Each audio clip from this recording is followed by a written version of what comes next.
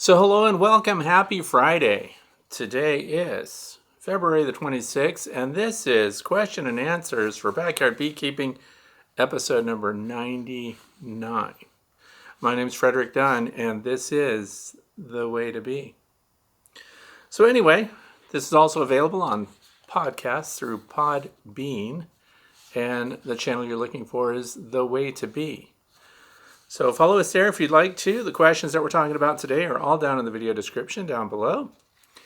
And if you want to know how to post your own question, please write it in the comment section below this video or follow the link. Maybe you can go to Facebook and join us there, The Way to Bee Fellowship. If you don't like Facebook, and a lot of people don't these days, then you can also go to my website, thewaytobee.org, and fill out a form and submit your question from there. So as you can see, when we started this out this morning, very cold outside in the teens, and I have sensors all over the place now, brand new this week. So they're still calibrating, and then we're going to be putting sensors out in all the feeder boxes on top of the hive. So that's not going to give me brood temperature, but it is going to tell me up in the feeder shim what the temperature is, what the humidity is on at least 9 colonies. Well, 8 colonies and one in my observation hive. So that's what we're going to be doing. What else do we need to talk about before we get started? Oh yeah, the holly bushes. Some people always want to know what kind of things can they plant that are good for wildlife and the honeybees and pollinators and things like that. We have holly bushes here. This is in the northeastern United States, the state of Pennsylvania, and I planted holly bushes around in the corners of different fields because I've seen the honeybees going after the flowers, and then of course the deer feed on the holly, which is ruining all the holly bushes. But the interesting part too is that we have bluebirds here. Bluebirds generally only eat insects, but guess what they're eating? The berries from the holly trees. Guess what else is eating the berries off the holly trees? Wild turkeys. We won't even talk about them. Biggest flock ever. Just wandering around here eating everything. So what else? Oh yeah, if you've been watching these, because there's 99 of them, even more actually because they're not all numbered. But you can click the thumbs up button down there and then you'll know that you've already watched this one. And a lot of people are asking, what are we going to do special for episode number 100? And I don't know, it's just really kind of a number. Anyway, I'm glad that you're here, you're spending your time with me, and let's get into it. The first question comes from Lorene Larson. I have a request, and very simple, up and around, let's see, I don't know how to safely turn my frames up and around. So when you're doing bee inspections, right? So when you inspect on everything, would you please teach us this one on an upcoming Q&A? Congrats, number 100 is right around the corner. Thank you. Irish Bees in South Dakota, so that must be the apiary name. Well, anyway, of course, no, this is not a full-size beehive. This is my education beehive, and I take it around with me when I give talks to school students and things like that, because it's portable and it's small and it's easy to go, easy to manage. Anyway, where can you get one? BetterBee.com. Educational tools and stuff. A lot of places sell them. But anyway, it's supposed to imitate the frames. This is a 10-frame box. This would be a deep brood box. It's got the handles carved into it and everything. But the question is, when you're inspecting frames, first I want to pull one of these out because it's just a model. They're jammed in here too tight. And that's going to come up for another question later on today, by the way. But this is what you should find when you open your box. You should have spaces on either end so that we can pull a frame to the side, then pull it out so we don't roll the queen, so we don't smash bees and things like that. And then in general, once you get it out, you would hang this one on a frame hanger on the end. And as we know this year, what am I using to put my frames in so that the bees can't get away, so that the queen doesn't fall off? The Hive Butlers. So check out hivebutler.com if you want to check those out. They're totes. I get nothing for telling you that. But that's going to be my frame management tool. So let's talk about handling these frames. And I wish I could be outside, but as you know, it's too cold to be out there. Bees are dying in the snow. Look at the condition of the honeybees in the snow, though, even though they died because they got cold and they were doing a cleansing flight. I took these macro pictures. So the photos you saw in the beginning were taken this morning when it was 17 degrees outside because I wanted to get out there while the ice crystals were still on the bodies of the bees and things like that. But if you notice, the bees weren't starving. Their abdomens are fully extended. They looked healthy. They weren't all gummed up and they didn't look damp or anything else. So they're flying out to do cleansing flights. Some of them do not return to the hive. Now, the interesting part is, it's not like there were hundreds of them out there. So this time of year, I actually like to see some dead bees in the snow because it lets me know that the colony that's adjacent to that is active. Another thing that happened, and I'm going to put myself on report here. So I'm going to also show a little video that's kind of creepy. And that's because I used my scope and I don't have access to the observation hive. I can't see in the entrance. I mean, we can see the entrance. It's an 1.5 inch diameter tube, as you hopefully are seeing in this video. So I thought we had, temps in the 50s a couple of days ago. So all the bees were flying, all the cleansing flights. This is a great time to get out there and see who's who and what's what and how things are going.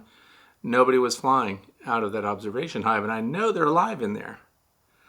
But because the tunnel is so long, more than a foot, so I can't reach it with my chopsticks, because I would like to take my sticks and clean them out. So I reached all the way in there. So even with these, I could not reach the dead bee. So how do I know if it's plugged up or not? Well, one thing we can do is we can listen at the entrance, because on these warm days, you'll hear a hum. You hear some venting going on, and if you don't see any traffic, at least you could hear and know that they're okay in there. So I took my scope and I put that in there, and what did I see? Hundreds of dead bees plugging that hole. Now, if you went inside and looked at the observation hive, everything would look fine. If you go outside and look at the entrance, everything looks fine, but you have to see what's going on inside there. That's why I took the video. So then I panicked and I got a battery-powered vacuum and went out there and I sucked the dead bees out and opened it up. And then I sent the scope back in, which hopefully you've already seen here. And it's clear. You can see right up through the frames. And there's no activity. So then I did thermals. I went inside, and it's an 1.5 inch thick material on the frame. And we'll talk about this a little later because somebody does ask that question. But they're alive. There's a big cluster in there. They're just humming away. But had I not cleaned out the dead bees, they would have just died because they can't get out at all. There would be some venting, but unless they have access in and out of the hive, they can't do those cleansing flights. They get backed up. And what happens when the bees are trapped and they can't leave the hive? In the wintertime like that or any other time of year, they're going to eliminate inside. Then it's going to be a bacteria problem. Then we're going to have a bunch of dead bees. They're going to be damp. They can't vent. They can't dry out. Anyway, saved them. Would have been totally my fault if I lost those. So anyway, back to the frame. So we have this box and we're going to do an inspection, let's say. I know there's people like Cayman Reynolds down there in the super warm parts of the country, and he can get into his hives, and good for Cayman. By the way, the longest Zoom meeting I've ever had talking to somebody was Cayman Reynolds. So check him out if you want to see real bees. Watch this if you just want to see an empty frame and theory on how to handle it. So the classroom stuff.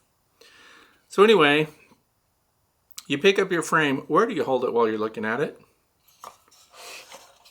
Over the box. Over the brood, especially when they're brood frames, right? Because anything that falls off of it, we want it to go down in here. And maybe you have to shake some bees off to get a look at it. Do a little shake. Drop the bees down in the hive. Don't step away from your hive and get a better look from the sun and things like that. But when you're looking at, let's pretend there's comb on this. I know, sorry. The cells are angled down. So, is this foundationless or is there a foundation? Is it new comb or is it old strong comb? So if it's new comb, the way we handle the frame is pretty critical. If I had brand new comb, foundationless, would I do this? Nope, because now it's only attached at the top, maybe a little bit down the sides, but it's so soft it might bend down and actually fall out of the frame. So we want to follow the long axis of things, but also when we go to look down the frame, we want the sun at our back coming down onto the frame so that when we look in those cells, because we're looking down, the cells are angled, we get a better light view down through there. The other thing you can do is have a handheld mirror.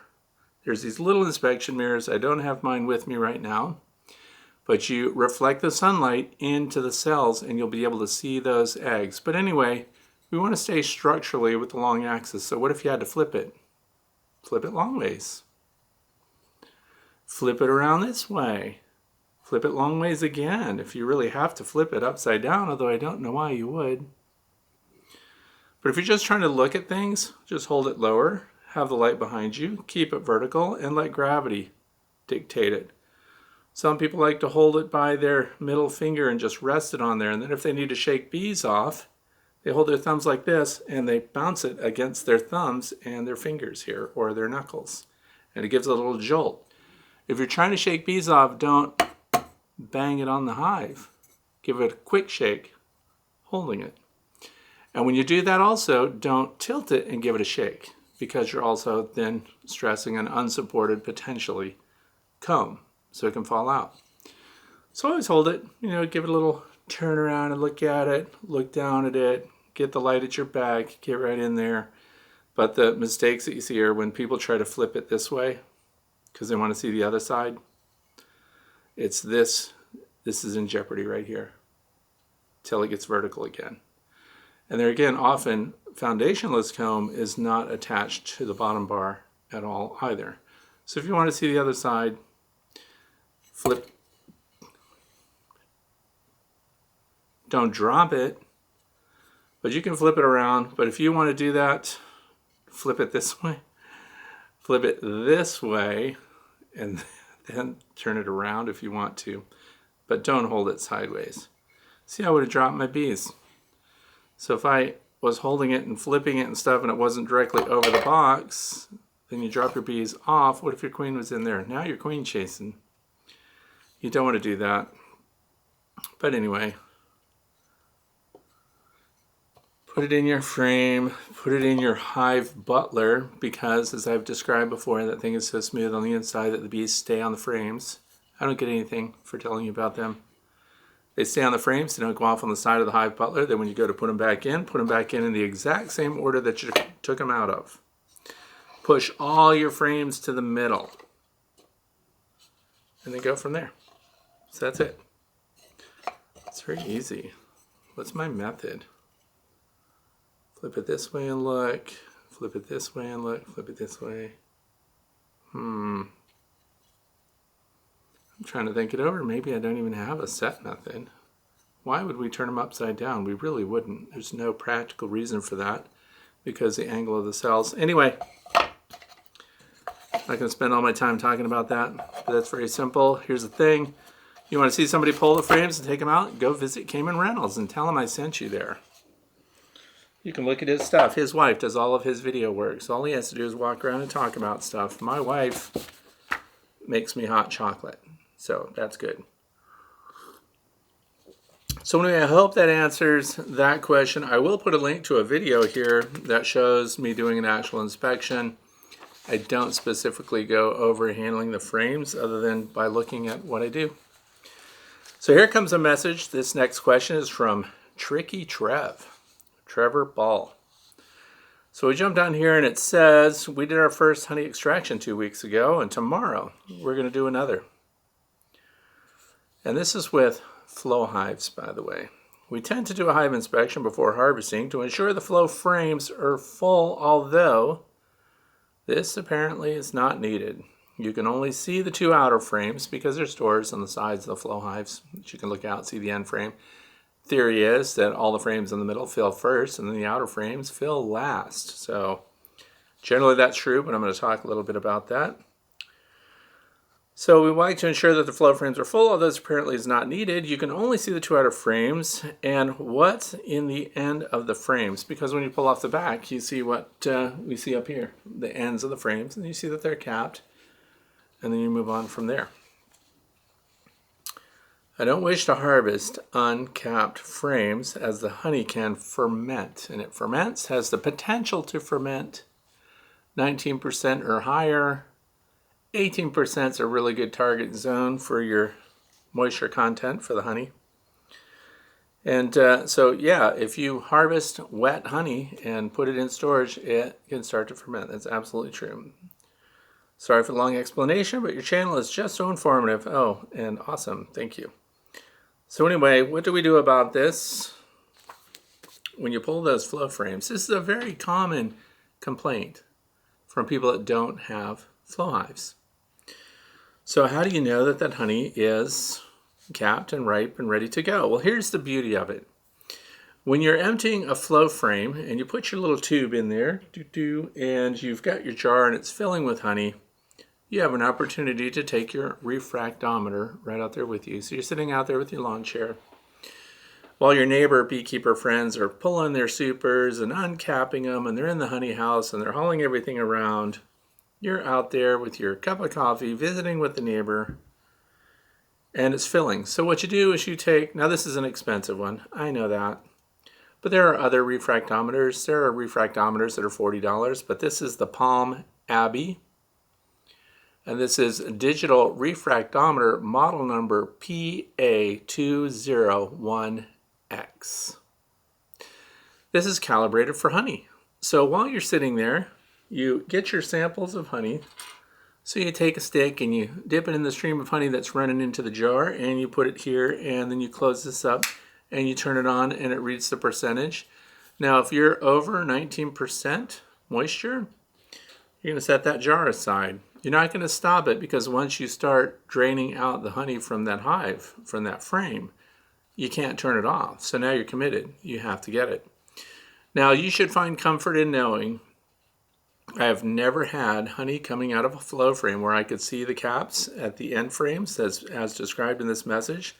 I have never seen it fall into a high wetness category, 19 or more. So I've never had the problem. But if I did, you know what I would do? Because this is backyard beekeeping. Commercial beekeepers, they have hot rooms and drier rooms and places where they're going to process the honey. And here's the key, because look at what's being said here. Let's say it was at 20% or 21% moisture. It could ferment, because we have all kinds of wild yeast in the air just ready to go, and the water and the sugar content and everything create the perfect storm for that wild yeast to start to ferment your honey. But it doesn't happen immediately, so you can arrest that. And we do that by increasing sugar, decreasing water, and you don't have a dryer room. You don't have a hot room where you're driving a truck full of supers in there. So instead, what you can do is put it in a big plastic tote, and big plastic totes are dirt cheap. And you set your open jar or jars in there. You're a backyard beekeeper. Hopefully you don't have 30 or 40 jars that were harvested before the time. This can happen even to conventional people who are uncapping, because they get excited, they pull a whole super off, and they find out that super's only half full, but it's full of nectar, it's super heavy, they're just not all capped. So you have to test it. So then what I'm doing, and this is interesting too, because somebody wrote to me about this, although it was silica packs, but this is what I'm using. I use Wise Dry, and these are the 50-gram packs. What's good about them? Why do I use them? They're reusable. That's what's cool. Recently I was out doing a photo gig, and my cameras got covered in snow, and it was also sleeting, so I had soaking wet cameras. What do? I put them in dryer bins.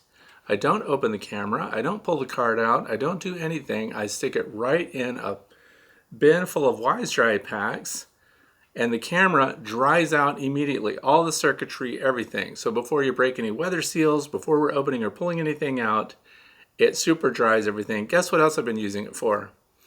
When I collect my bees from the snow that I want to put under a microscope, I put them on a paper towel, and I set that paper towel on top of a bed of Wise Dry packs. You can use any silica. I'm just talking about these Wise Dry packs because that's what I've been using now for several months. You put it in there and it dries it right out. So I have dry bees that look like their fur is windblown. Plus I have a special vacuum that doesn't let them get jammed up while they're being sucked into the vacuum. So anyway, let's move on to honey. So this is your jar of honey. Only the top is open, right?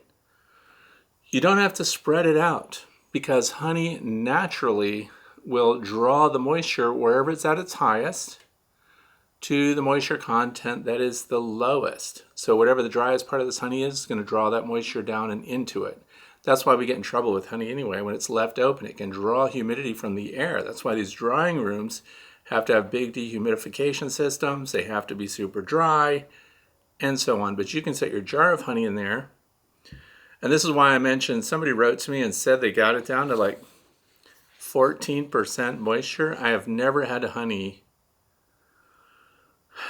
I think 15 is about the driest my honey generally is. But if you can use those Wise Dry packs, put it in a bin, put open jars of honey in there because the bin protects it. There's no dust and debris getting on it. And it will suck the moisture out until you get the reading that you want out of the honey.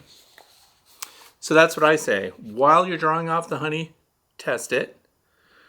And if you have the high stuff, remember it's only frame by frame, so other frames will probably test with lower water percentages. The ones that would be the highest actually might not be the ones on the ends. It might be the center frame. Why?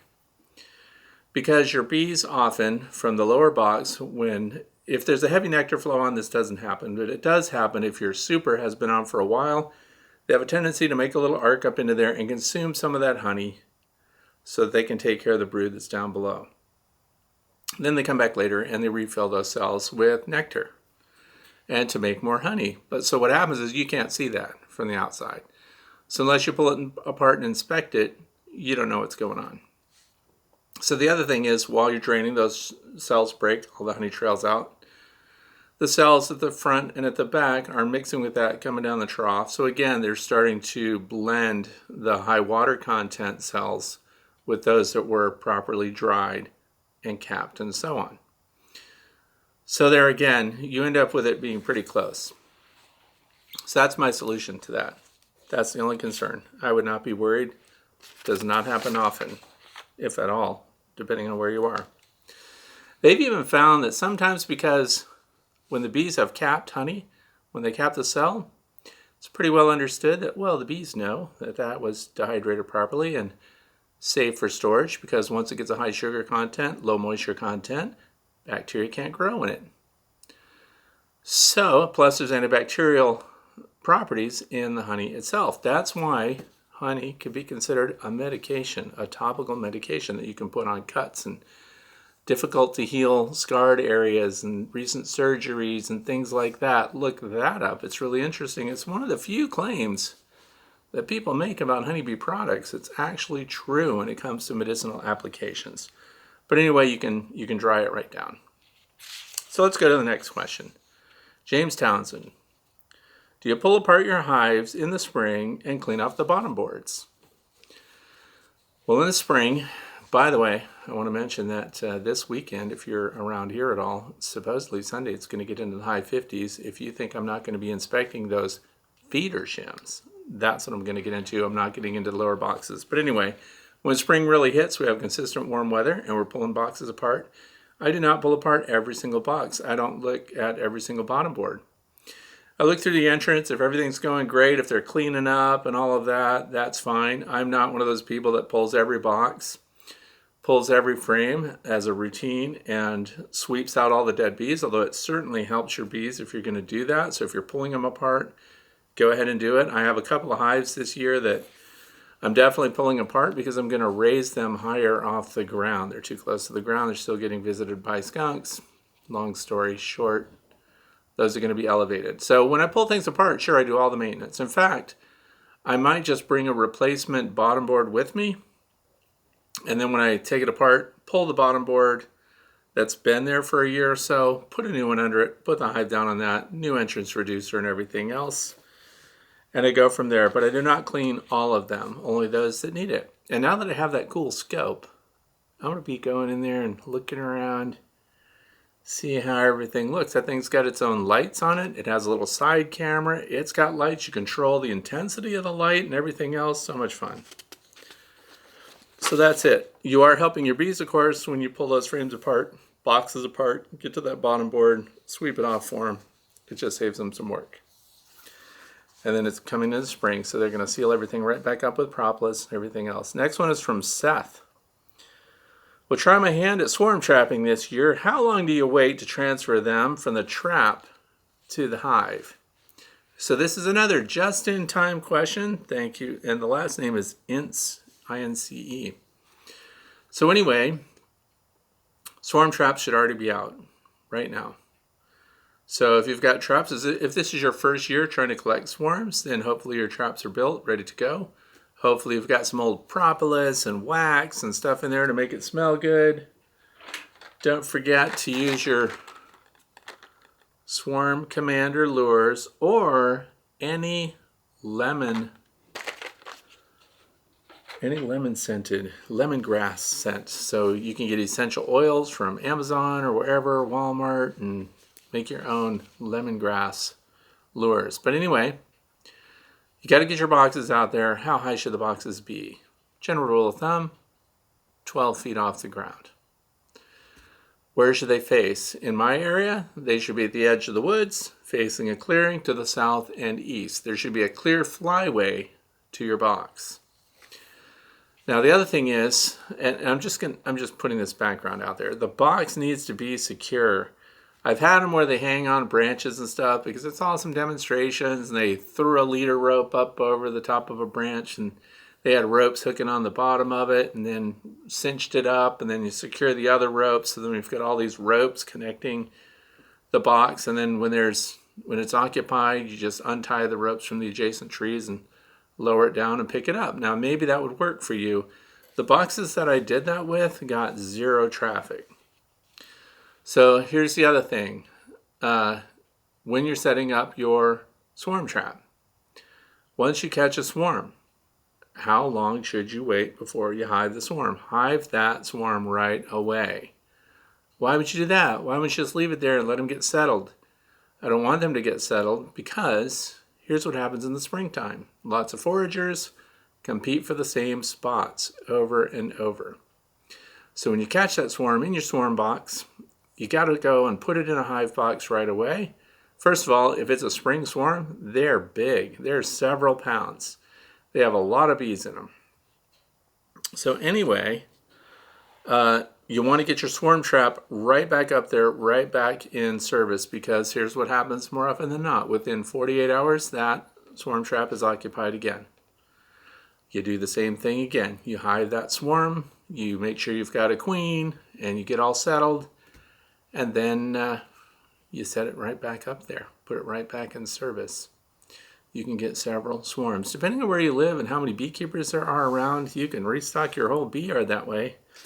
But I don't leave them and let them get settled. If they're already building comb and things like that in the swarm trap, I have a problem because now they've established a residence. So now I've got foragers heading out, coming back to that location, and it just creates difficulty. When they're a new swarm collected and they're just getting started, that's when we go and put them. I'm going to tell you something else later, I think, when it comes to how to keep them in your box, how to keep them from absconding. I had a swarm that I put in a hive that left the hive for like 8 or 10 hours and then came right back to it. Now, I don't know for sure that it's the same swarm, but it only makes sense. They left a hive, came back to a hive after I collected them from a tree. So, but we're going to talk about that, like I said. Here's the next one, Mark Wright, Blue Ridge, Virginia. I watched with interest your review of the Hoover hives on a previous video. By the way, look in the video description for the link to that Hoover hive video. I'm going to be reviewing that this year just to see how well it goes. We own one, got it last year, 2 deep and 2 medium boxes. We noticed on the invoice when we bought it that the shipper failed to send us all the frames and the boxes seemed to be missing a frame or 2. We contacted the shipper and they promptly sent us the missing frames. So that's good news. Good dealer support there. I built them and put one in the medium. Okay, here's the question. Is there any reason not to put 9 frames in an 8-frame box? Without that 9th frame, there's a hole exactly as wide as a frame. But it fits perfectly and leaves appropriate bee space. So let's get my model hive up here again. And we're going to go back to what I said before. If you have a space, see the problem is the model hive, they fit everything perfectly. But what I talked about before is, when you look at this, see the spaces on the ends? We want that space. We want to push all these frames to the center.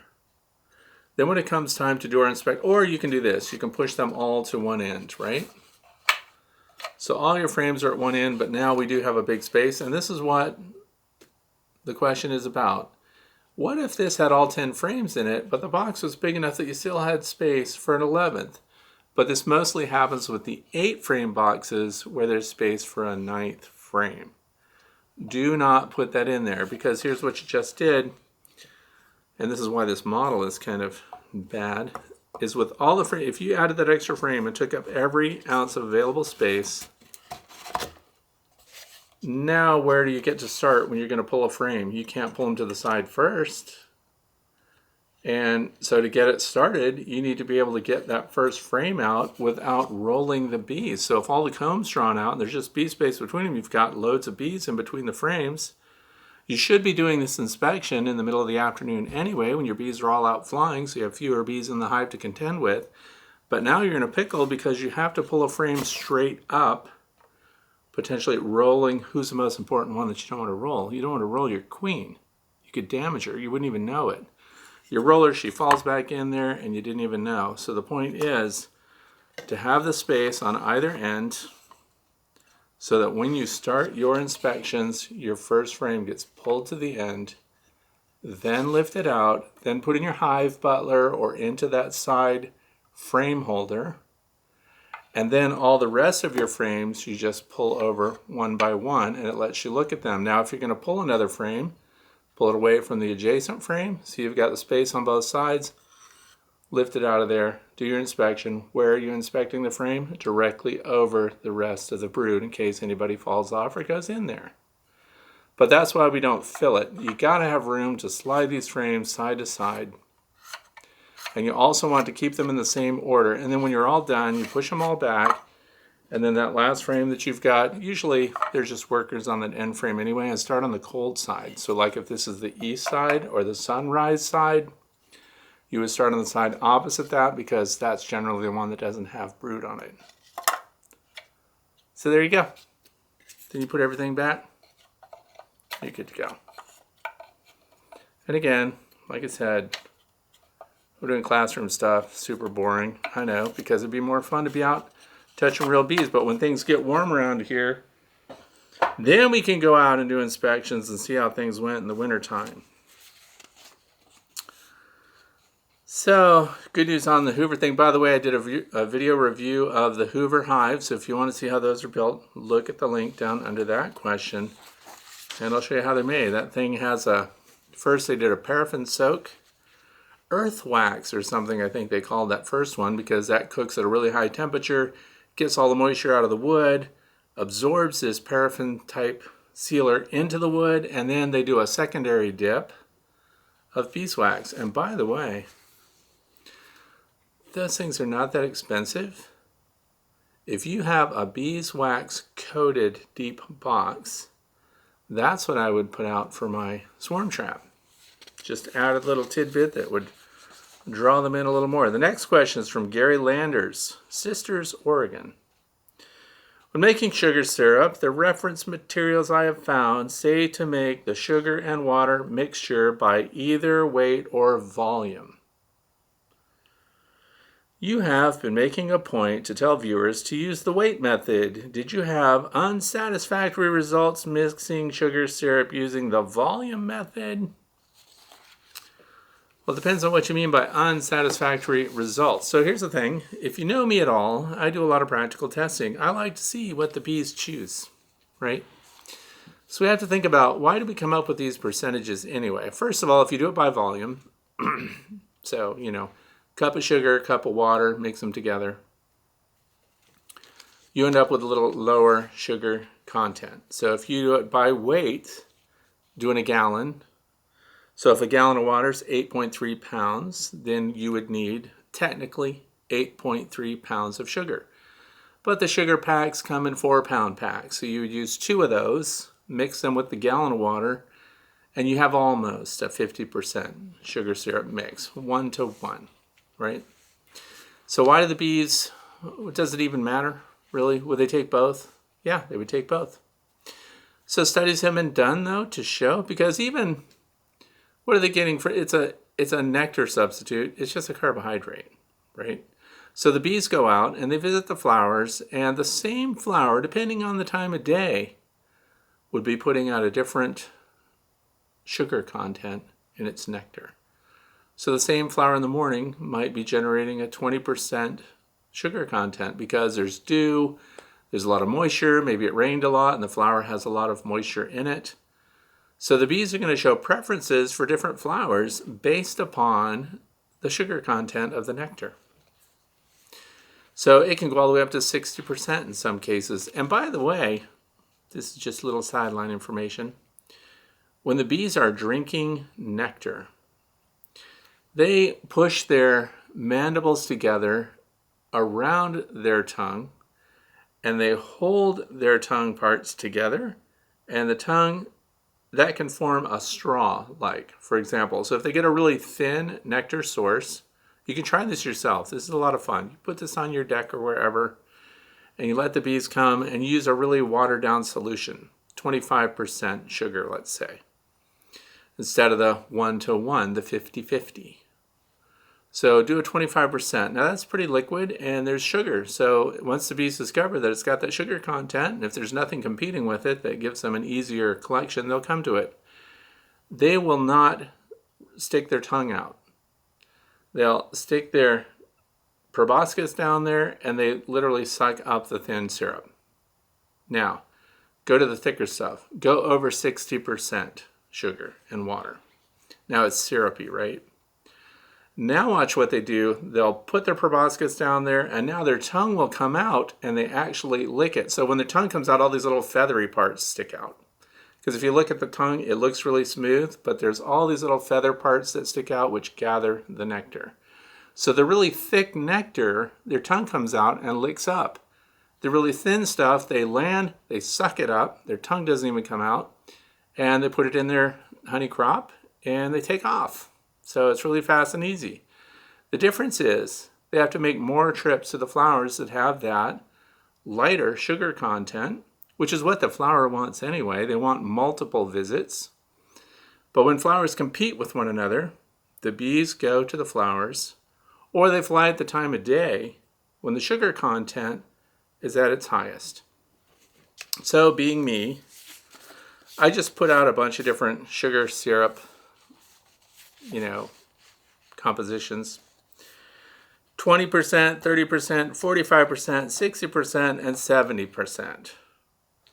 So the thing is, depending on the time of year, their demands for sugar might change a little bit, but bees like to economize their activity. They want to go where they're going to get the most sugar for the least amount of effort in the shortest amount of time, closest to the apiary that they can be. So when they go out there, what they use the most, the 45% to 50% was the most popular for native pollinators and the honeybees. They will go after the thicker stuff, but for some reason they have a preference for that middle range. So the other thing is, why do we even do 1-to-1, 50-50? Why do we do that in spring? Because we find that bee behavior, so other than getting the energy that they need, the stored energy, and they consume it immediately, but bees that are making the beeswax inside the hive, that beeswax production is stimulated more with that 50-50 mix by weight. So that's how they arrived at that. You can give them a thinner sugar solution and they're still going to use it. They won't make as much new comb in the same short period of time that they would if you had given them the 50-50, 1-to-1 by weight. So 8 pounds of sugar, 8.3, whatever, if you really get specific, per gallon of water. But I just do 2 4-pound bags of sugar to 1 gallon of water, and that's my 1-to-1 mix. Now, so is anybody going to freak out? No. Are the bees not going to use it? No. I mean, they'll still use it. They're sugar fiends. They just go nuts for it. But you can do your own testing and put down different sugar mix levels and see which bees go after the most. But the testing has been done for us. And by the way, this isn't new. This goes way back. They've known about sugar composition and what the bees do with it for, more than 100 years. I can safely say that. It's probably way past that.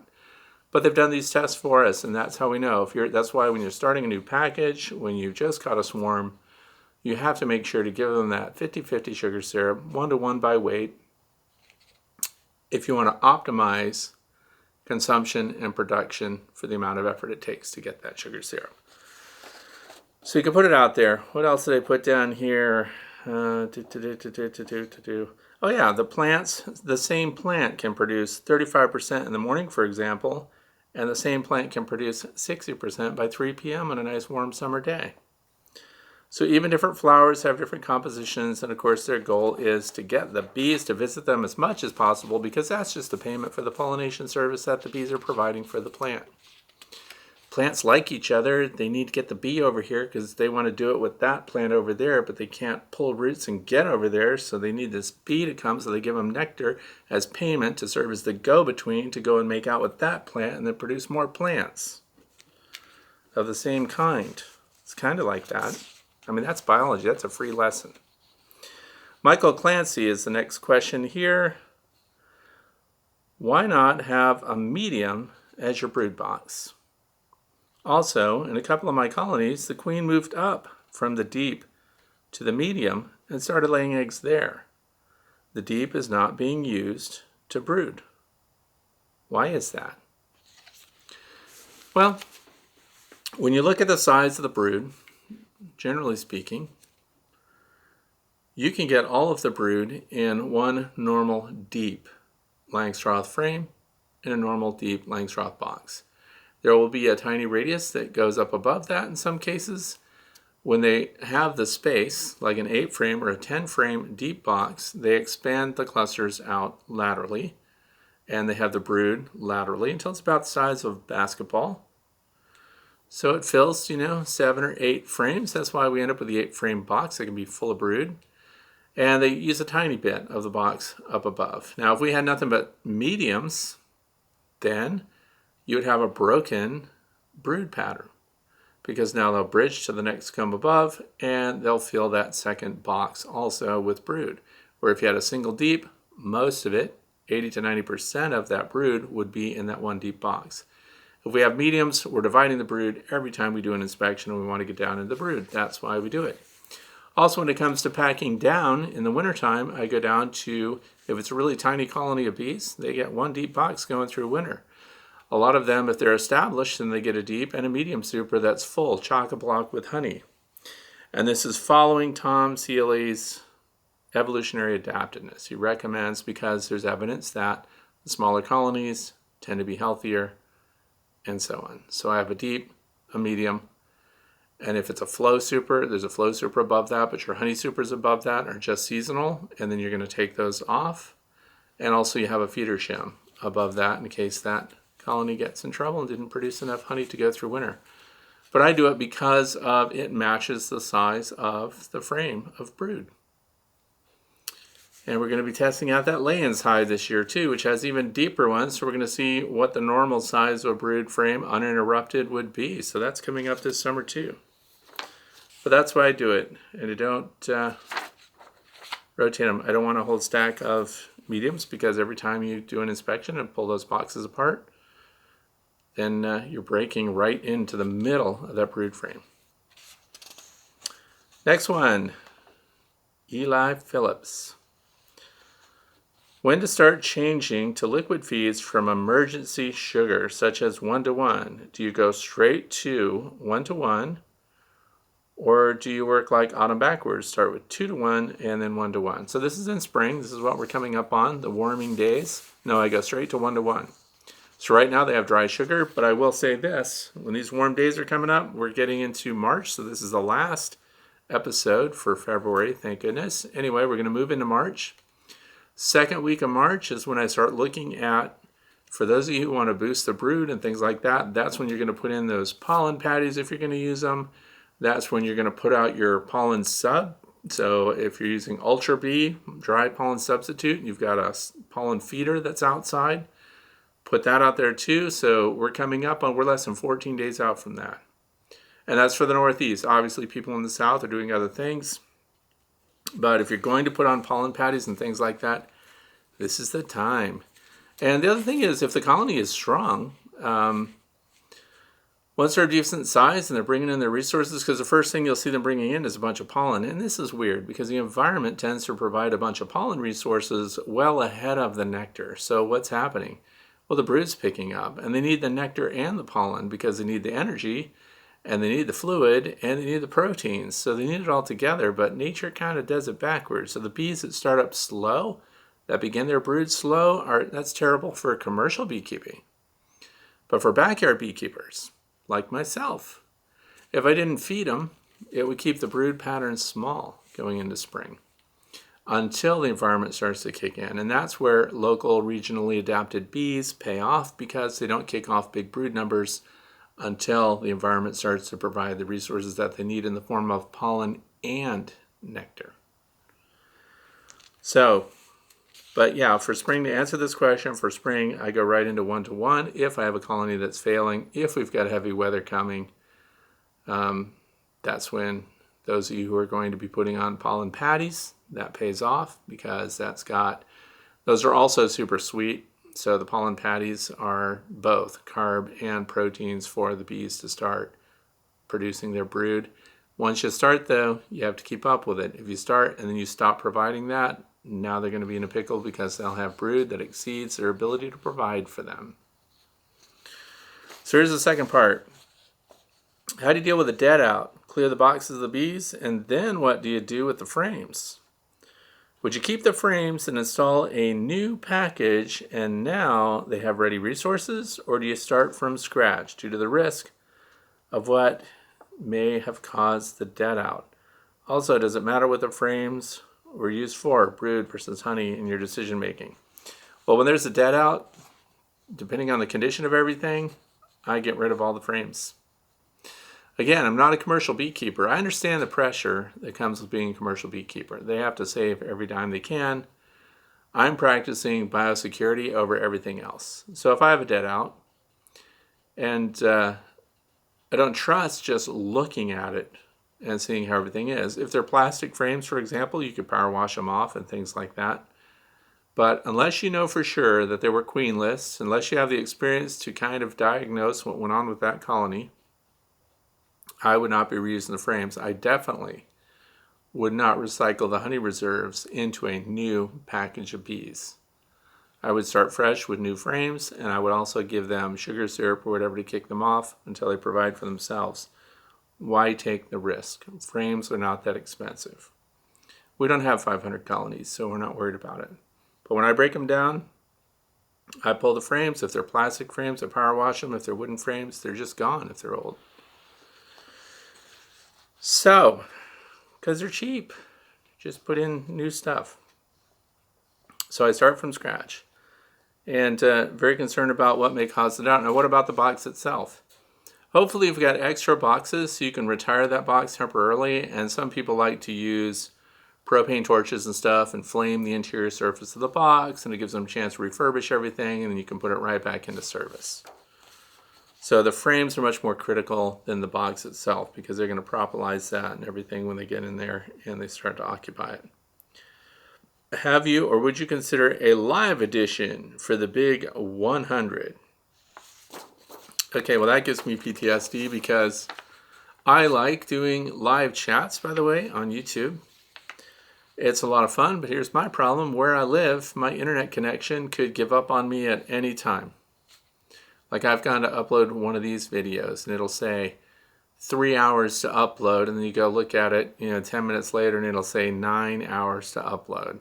And then out of the blue, you get a burst, and it'll upload almost in real time. So if this was an hour and a half long, it'll upload an hour and a half. But if I guarantee or if I promise a live chat, then I commit myself to something that could just completely bomb, because I could get on and say, we're live. So if you want to see a live chat and you don't care about the quality of it, you don't care about the freeze frames,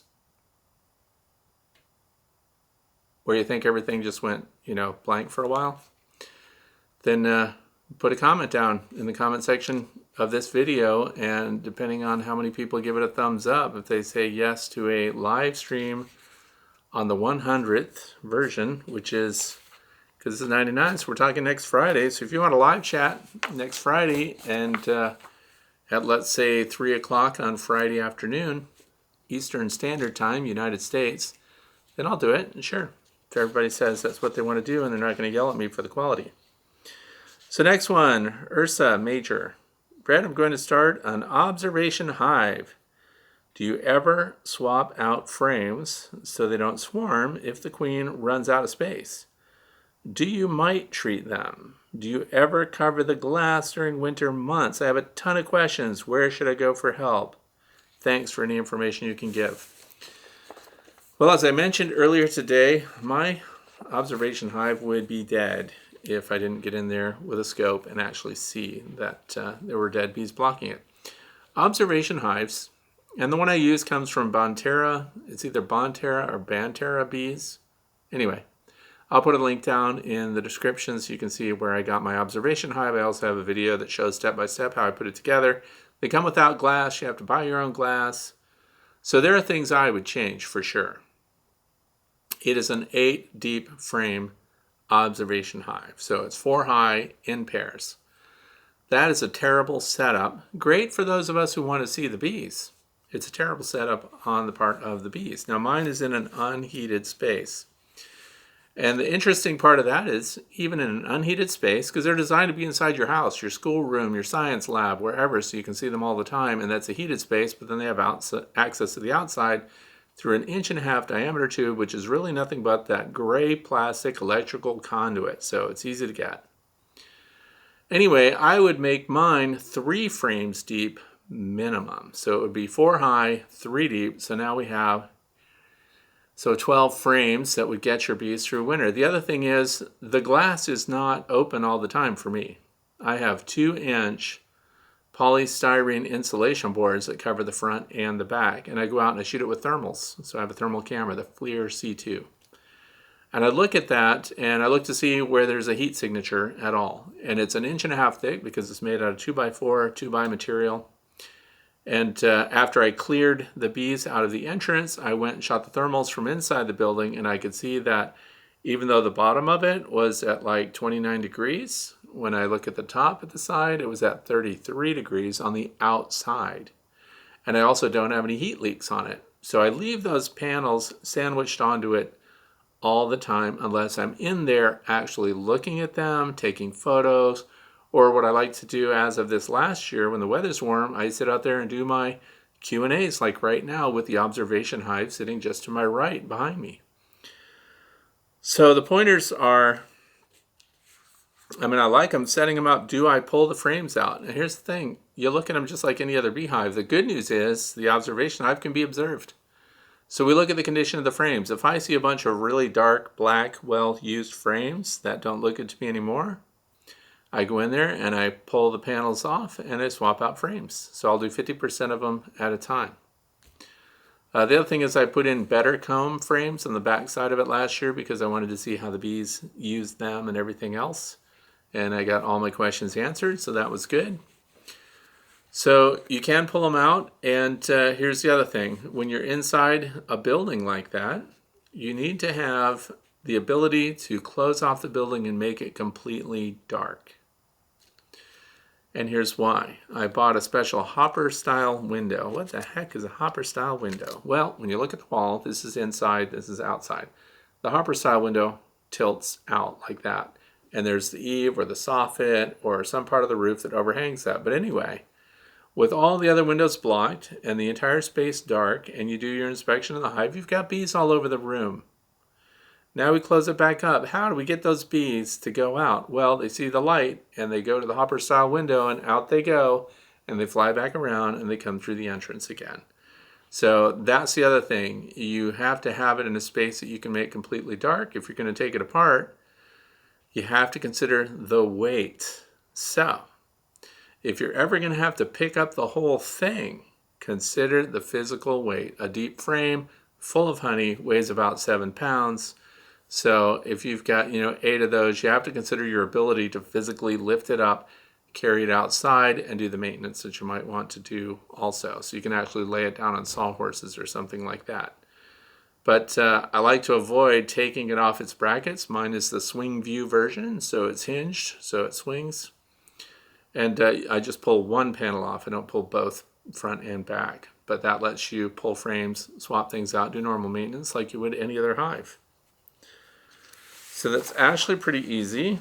So I do swap frames when they get old. Mite treatments. If you see that you've got mite situations and mite loads and things like that, you can do a mite treatment. Now I use the ProVap. So if you had to do something else, I had weaver bees in there, so they luckily did not require treatment. But if you had to treat, you have to consider the configuration. You're not going to put an oxalic acid vaporization iron in there. It does present problems because if you were going to use something like Formic Pro, for example, if you knew for sure that you had mites, you had to put that in there, then you have to take the glass panel off, put it in on the brood frames, and then close it back up and leave it closed up. So there are inconveniences to that. The other thing is, it's a swarm generator, because this whole thing about, pulling frames, reducing the numbers to stop the queen from reproducing and stuff like that, stop the hive from generating a swarm. I let them generate swarms because it's part of what I'm studying is the behavior, the buildup, the communication when they actually depart. And they always, 9 times out of 10, and this is through the years, they fly to the same tree every time that I get them. And so it's actually a benefit to me because that's also part of their varroa control. I put bee weaver queens in there. So if I lost it through winter, let's say, which it doesn't look like it's going to happen, but let's say that happened and it's a dead out now. I pull all the frames out as I described before. I put in all new frames. So then I would go, but for the frames that I'm putting in, I would go to my strongest colony and I would do a split. So I'd go to a colony, and this is where I would use the hive butlers again because they're the easiest thing to do. I take a hive butler out there because you can't carry your observation hive with you. And I go to the hive that's super strong, and I pull 3 or 4 frames. You don't need a lot. 3 or 4 frames of brood with the nurse bees on it. Put those in that tote, put the cover on it, walk that right into your bee shed or wherever your observation hive is, and put those frames of brood with bees on them, just like loading shelves in your pantry. And you put them right in there, and then you close it all up, and they're all set. And if there's eggs, what are they going to be trying to do? They're going to try to make an emergency queen cell. So, but in the meantime, you've got your new queen coming in, a queen of known genetics, and that's where I put the bee weaver queen in there, and then she gets in there, that 1.5 inch diameter hole. I take the queen cage. Oh man, I can't believe I don't have one.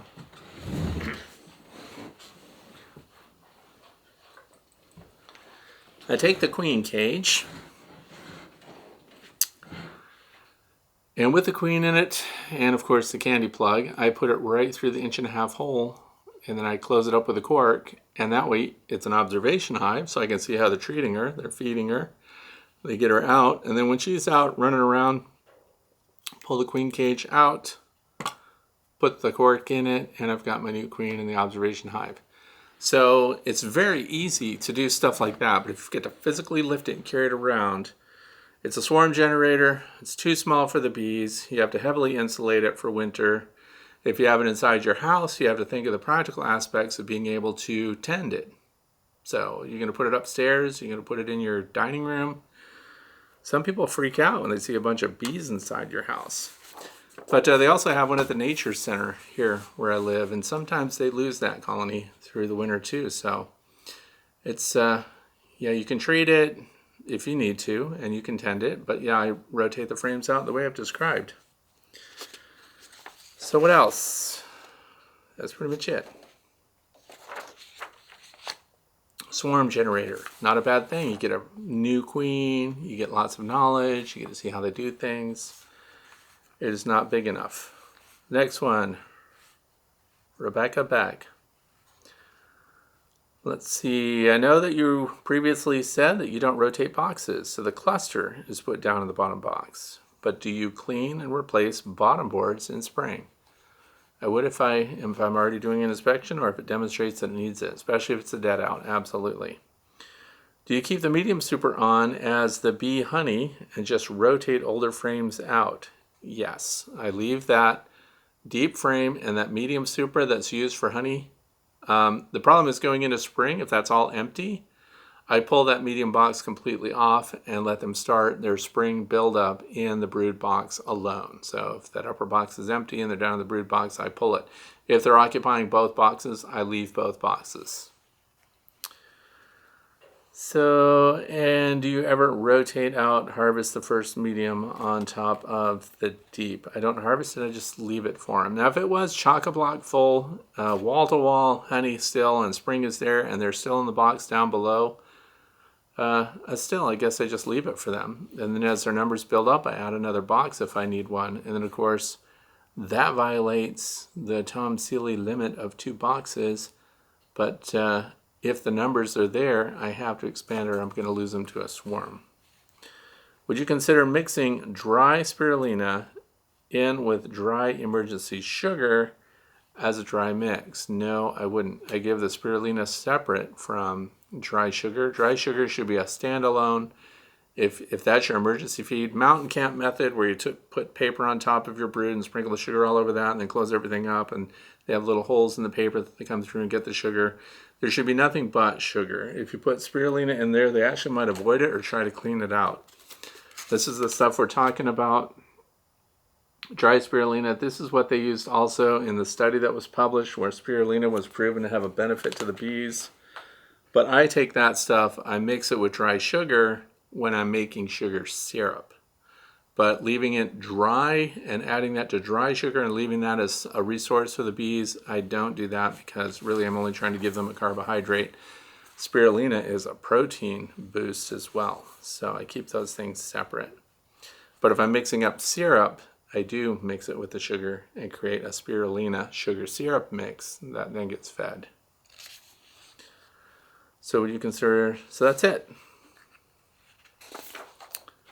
And I'll give you a link to that stuff down in the video description as well. Next question comes from Wendy Bachman. Do you think an Asian giant hornet would fit through the hive gate? So those of you who don't know, we're doing this citizen science thing on the hive gate. I know, it looks really simple. This is an entrance that we're going to put on some of the hives this year, and the bees can defend their hive better because wasps or anything else that have to get in there, robber bees, whatever else, they're going to meet guard bees. They're going to have a tough time getting in. So the question is the Asian giant hornet. So that's Vespa mandarinia, and it is in Washington State, and it's not there in any big numbers. So that's actually, for me, unless you're living right in Washington State, I don't know where Wendy lives.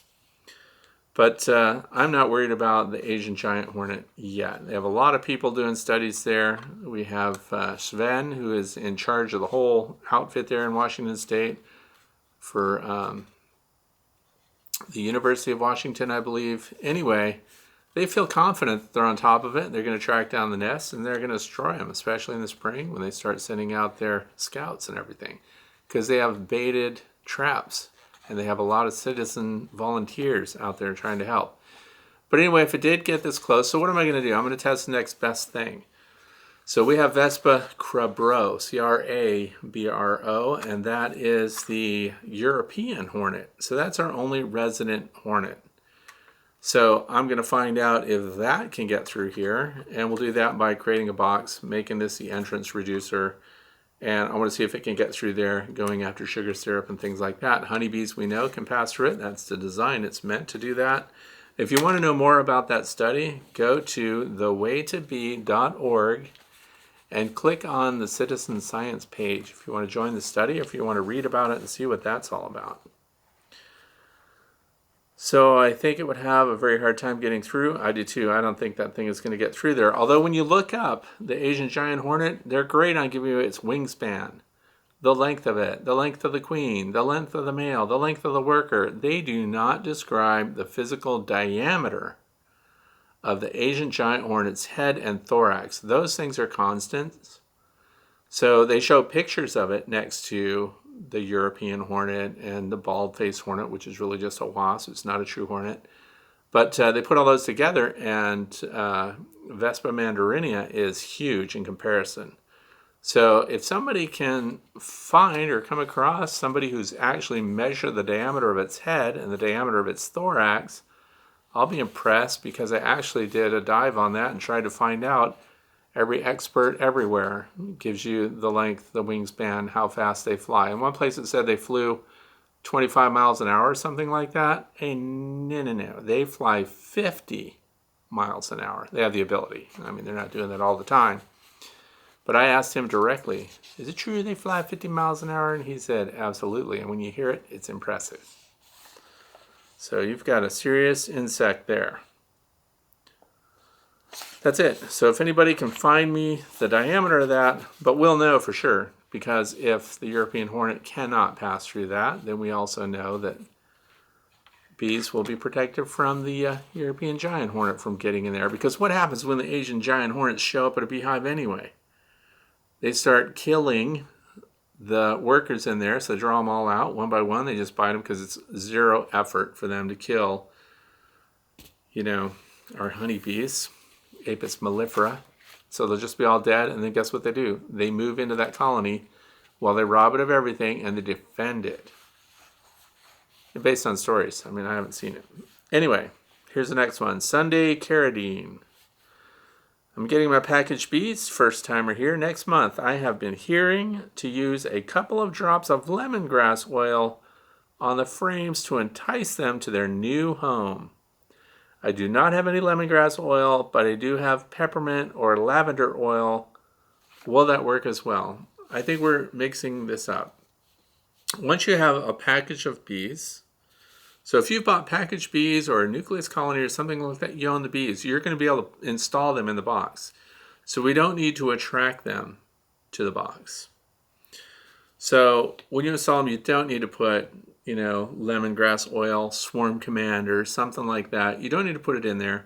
If everything is brand new, the worst case scenario is that your packaged bees get installed, don't like where they live, reject the queen, whatever, and they leave. So can you keep them in the box? So I would like to give you a special way to keep them. And this would work for swarms too, by the way. So you have your bottom board. And you're going to also put a deep box on here, and you're going to dump your packaged bees in that box. What if you want to keep the queen from leaving right away? You want to make sure that they give her time to lay her eggs and everything, and that they stick around and the queen doesn't depart. Because this happens more with swarms than with packages. I've never had a package shove off and depart. Swarms are another story. So what I'm telling you here will work with swarms or packages, but I don't consider packages a risk. Your biggest concern with the package is that the bees won't accept the queen.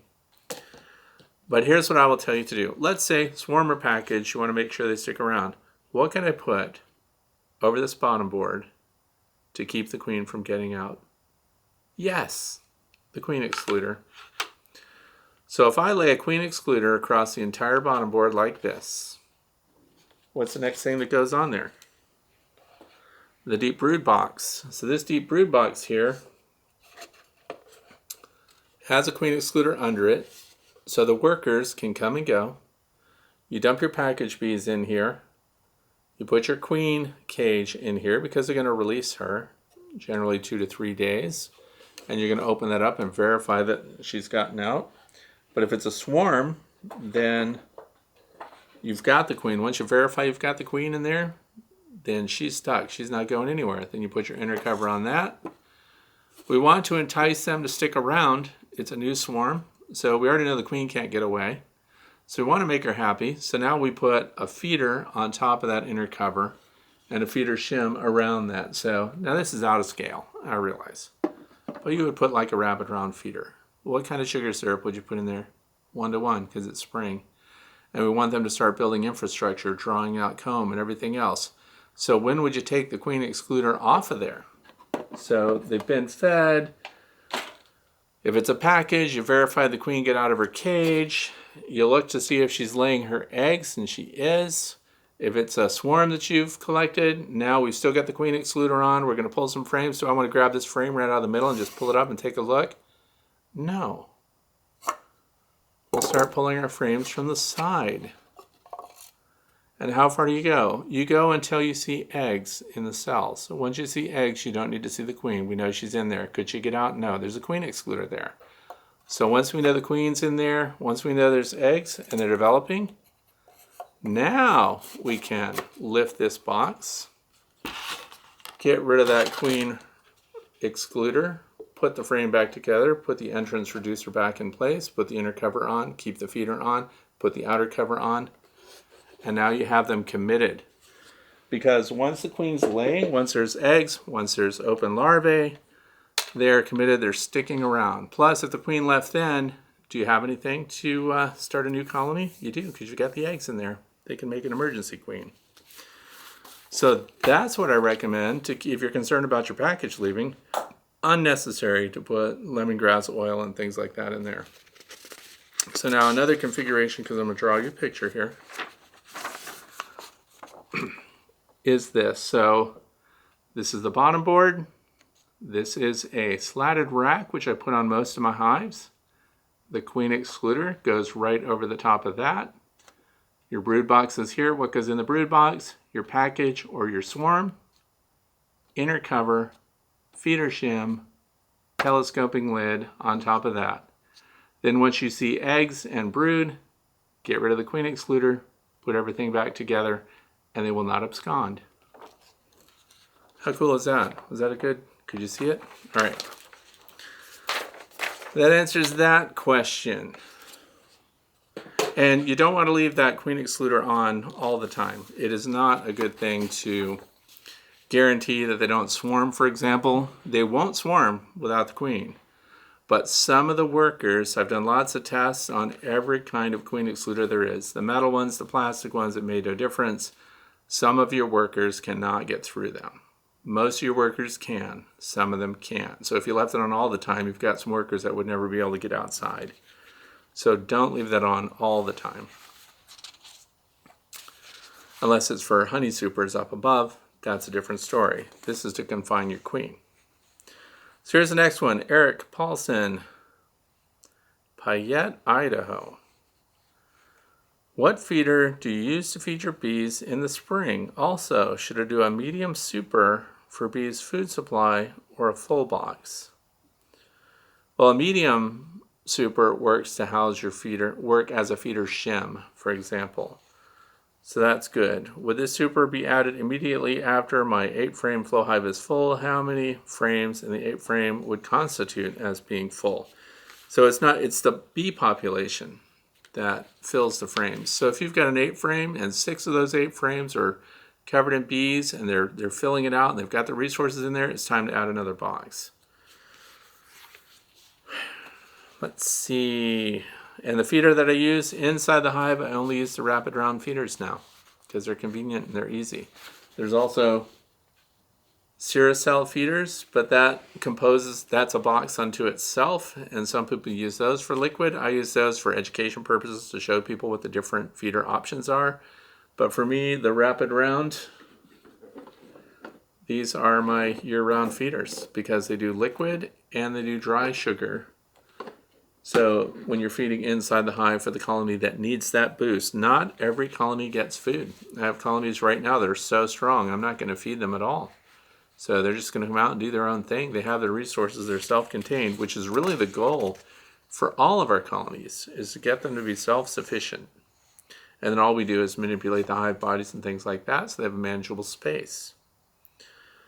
And so if you're adding supers, yeah, if they're 60 to 80% full in the box below, you're going to have rapid expansion this spring. So that's what we want to do. Go to the next box. This one is from N. Emery Gerpenar. I'm sure I mispronounced that. We are treatment-free beekeepers based in Knoxville, Tennessee, Agricultural Zone 7A, and have 3 hives in our backyard. All of these hives are occupied by swarms caught from our area in the spring of 2020. We do not feed our bees or treat them for varroa. All of these hives overwintered, and we did our first spring inspection yesterday. They all bring, by the way, this is still very early in the year for anybody to call their colonies a success.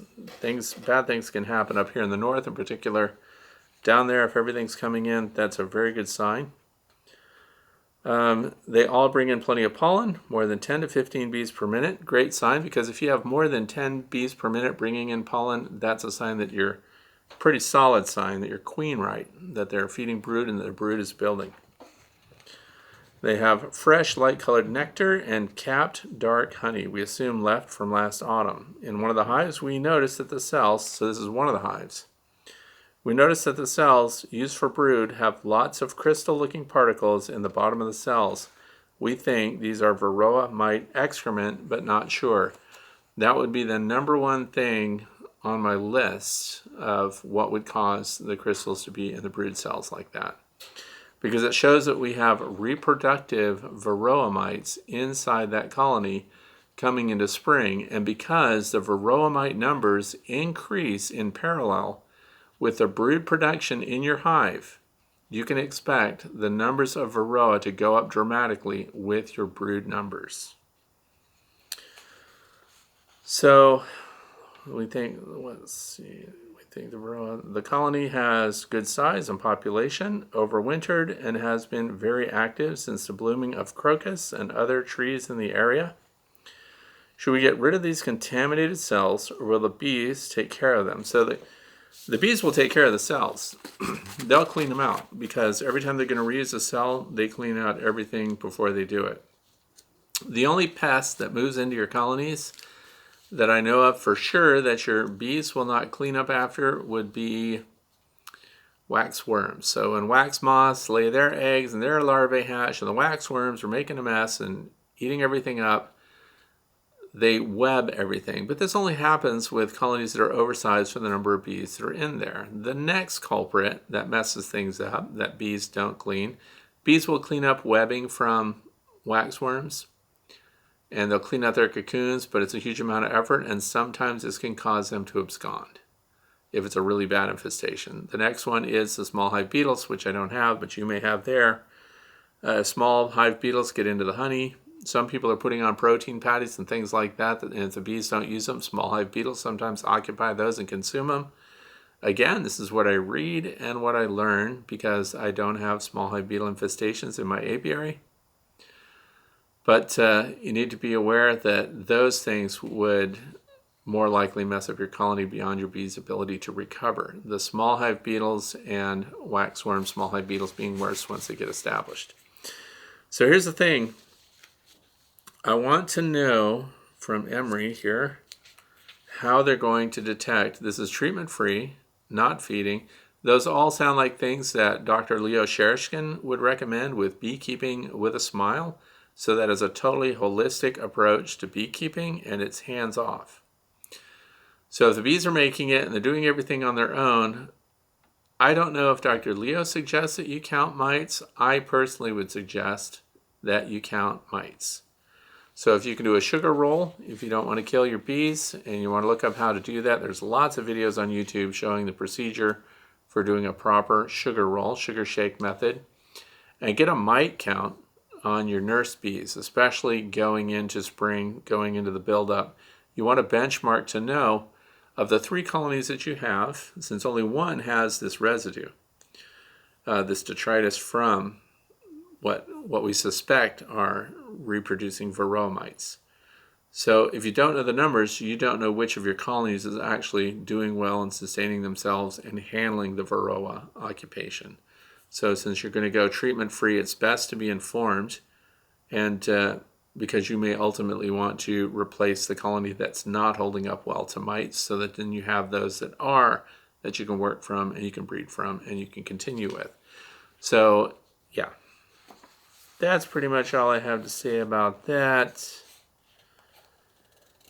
And treatment-free doesn't mean inspection-free, so I hope people are staying on top of it, because things can go bad really fast. And next is Gus here, Leidke. So a guy that has had bees for 20 years told me today that he just buys new bees every year. Now that might sound like madness, but you know what? And I don't know why this is really not a question. This is a statement just telling me that they buy bees every year. There are commercial beekeepers who have done the calculus and worked it all out that if they don't feed their bees through winter, if they don't maintain the bees through winter, if they don't treat their bees, if they don't spend all this money, they can harvest 100% of the resources from the hives, let the bees expire, and every spring start brand new with fresh installs of every colony of bees. And that sounds like madness to me, to be honest. But apparently, if all you care about is the dollars that can be earned, for some beekeepers on a commercial scale, that is actually working. I would think that if they're doing that, they've got their own breeding programs, their own package buildups, their own queen breeding. And so they're doing their packages in spring to do their installs as things start out. It's a very unfortunate way to keep bees. But I was talking with somebody else in New York that's connected with all the big beekeepers out there, and it's actually a proven method. So who knew? But yeah, there are people that take every ounce of honey off, let the bees expire, and save themselves from all that work and resource consumption and everything else to get your bees through winter, only to start fresh in spring. And instead, they start fresh in spring, maximum feeding, maximum sugar syrups, and proteins and everything else to get this rapid buildup. And then they put on as many supers as they can through the year, or they provide their pollination services or whatever they're going to do, because pollination services, let's be honest, huge, huge money there. Not only that, you get a bonus if you show up with colonies that have more bees than you contracted for, and the contracts are not fulfilled.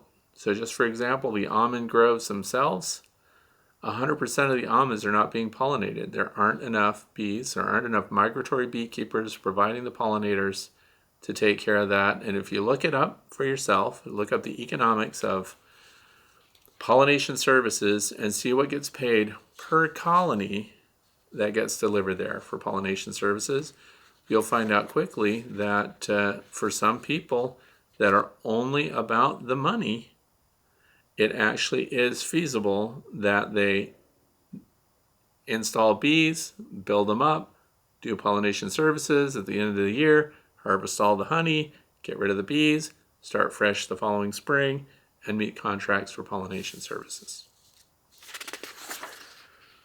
Sad but true. But we're backyard beekeepers. We don't do that, so we're not going to kill our bees for nothing. David Shrewsbury. I was wondering if you could talk a little more about the bee weaver bees. Like, how is their temperament compared to other bees that you have had? I have 2 queens ordered from them, and they are supposed to deliver the 2nd week of May. I have read that they can be a little hotter than other bees. I don't know where people are reading that stuff. Also, have you allowed the bees to replace queens? I'm wondering if their daughters would produce brood that is just as good at fighting off varroa as the originals, or if the traits get watered down due to the fact that they are mating with other drones.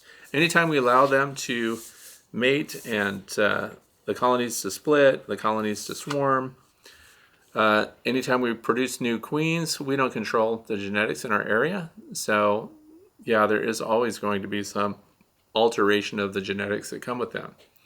But I can answer the hotness of the bee weaver bees. And I should qualify it by saying that I've been using bee weaver queens since 2009. So since 2009, 2010, that area, those are the queens I've been buying in. And then of course we added Saskatraz in 2019. But now I'm going back to just the weavers. But they're extremely calm. They're the bees that are in my videos. So when I'm, inspecting the colonies and doing videos of them, and they're either Saskatraz or the weavers. The weavers are in my observation hives. So all the hives ultimately will be some derivative of the bee weaver line. They used to have it where there were some hot colonies that came through. In fact, they had a note probably even on their website that said, if you get a hot queen, let us know right away. We'll replace her. Because why does that happen? Well, in the part of Texas that they're in, this is why a lot of people still steer clear of them, is because there are feral colonies of Africanized honeybees there, and it is possible that that could get to their breeding yards and that they could get weaver queens that are bred with the Africanized bee genetics, and therefore they don't know when they ship you the mated queen and the package. Well, they don't ship a package, first of all. They only ship queens. You can pick up packages and you can pick up nukes and things, but they will only ship queens. So when you get the queen that's mated, how far out are you from knowing the disposition of her offspring? So you're a good 30 days out before you're going to see adult bees coming out of there. And then you'll start to see possibly a change in the personality and the attitude of that colony of bees. So that's why you keep records of what you installed when and everything else. Because remember that the guard bees are senior bees in there, and you're going to need 21 days after that egg has been laid before anybody's hatched out and before you start to see anything. And then from there, after that 21 days, that they're going to go through nursing and cleaning and undertaker bees and comb builders and guards and foragers and water bees and the full spectrum. So until they hit the guard stage, that's when you would know, got an attitude problem. You came home, you're 100 feet away, and a guard comes and stings you for no reason. Find out what colony that came from. But to answer the question, I've not had those problems. So that was the last question for today. What's going on now? Be ready to check your stuff. Here we are in the Northeast. We've had some terrible weather. A lot of people had terrible weather. So we're just talking now. This is just fluff. This has nothing to do with any questions. And be ready to inspect your colonies, fortify the food. We're hitting the critical zone. Here where I live in the state of Pennsylvania, coming up, the month of March is the number one month where people turn from success stories to failure stories. The bees are flying, you think everything's great, you can hear them humming, they're venting the hive, and then you get out there and by the end of March they're all dead and nobody knows why. We have to make sure that they've got the things under our control provided for them. So if it's a weak colony, this is where you go by and you're tipping the boxes, lifting the boxes. If they're lightweight, you got trouble. If it's a lightweight colony, you either have to agree to write them off or you have to agree to feed them. So this is where you can start, again, by the second week of March. You can put in those protein patties, the pollen patties, and things like that, but likely that you're going to see them bringing in pollen already. If they're bringing in pollen on the landing board with any regularity, you don't need the pollen, but you do need carbohydrates. So it just depends on what you're doing with your bees, but this is the high risk zone we're entering because we can't predict the weather. And so I'm going to be out there Sunday. It's going to be our warmest day, and that's when I'm going to start inspecting, of course, all the colonies. It's also I'm going to be installing all the sensors. So that now I'll know humidity and heat readings inside at least 8 of those colonies, and the other one will be in with the observation hive. So these are critical things to do. Let's see, dry pollen sub outside for those of you who want to put a dry pollen sub feeder out before, if you don't have a bunch of pollen coming in already on those landing boards and you want to give them that boost. The only dry pollen sub that I know of that's absolutely proven to work is Ultra B dry pollen sub, and I believe it's sold through Man Lake. You can get it on Amazon. It's sold a lot of different places. And don't overbuy it. You don't need a huge amount of it. I did a 50-pound bag last year and didn't even use it up because soon they started bringing in their own stuff. But it did boost them early on, so it does work. And they do go after it. They recognize the smell of it right away. It's interesting. And that's it. Thank you for being here.